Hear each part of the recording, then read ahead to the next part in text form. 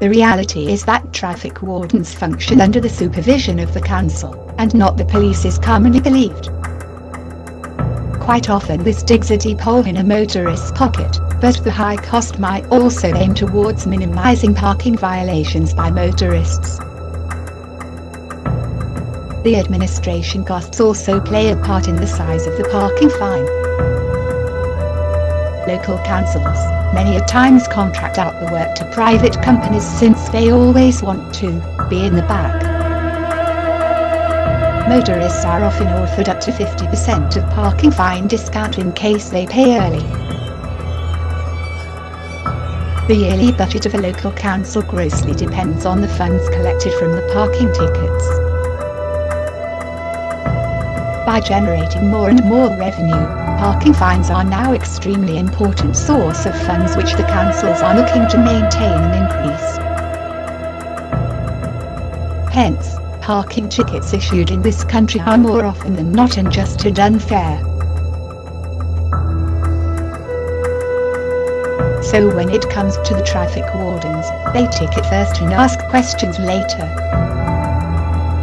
There are instances wherein the local councils have bluntly rejected various appeals in very weak grounds. The worst part is that common people do not have the evidence or power to prove the above stated fact. Thus, the core essence of such huge parking fines being that they deter motorists from committing any parking violations and in turn keep from creating a chaos on the roads. Have you ever been issued a parking ticket unfairly and wanted to appeal against it, but didn't know how? The fact is that the traffic wardens are under pressure themselves to hand over as much parking tickets as possible, something that you might take advantage of during your appeal. Many believe the appeal letter to be quite difficult and complicated, and unfair, which is why only a few appeal, but this is far from the truth. You can appeal successfully going via two routes. The next strategy involves taking the same path as your parking ticket.